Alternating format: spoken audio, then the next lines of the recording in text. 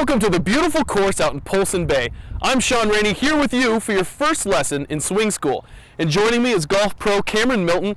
And Cameron's going to show us some tips to improve your golf game before you even swing the club. So Cameron, what are you going to focus on? Absolutely, Sean. The things we're going to focus on today is grip and stance, okay? We all know that grip is how we hold the club. And if we hold the club incorrectly, we're going to swing incorrectly. So the first thing you want to do is you want to take your left hand, if you're right-handed, and you want to put it in the pads of your fingers, okay?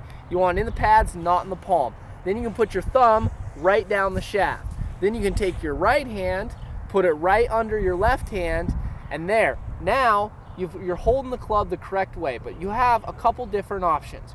This is called the 10-finger grip, okay? Or you can do the overlap, where you slightly overlap your hands, or you can do the interlock grip.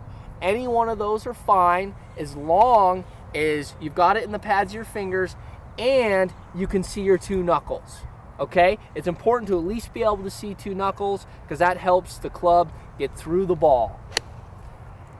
Now let's talk about stance a little bit and how you want to line yourself up with the ball. Okay, stance is very important also. Everyone wants to know, where do I put the club, where do I put the ball in relation to my stance? Well, first off, your stance wants to be about shoulder width apart, so you have a nice solid base. Now, if you were to hit a driver like next week, you'd want it probably off your left heel.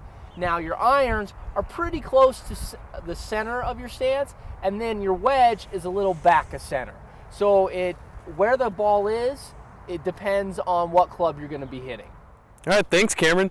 And that does it for this edition of Swing School. Be sure to check us out next week. We'll be at Canyon River with Ed Bazanson working on the driver to get rid of that slice you've been trying to get rid of for years.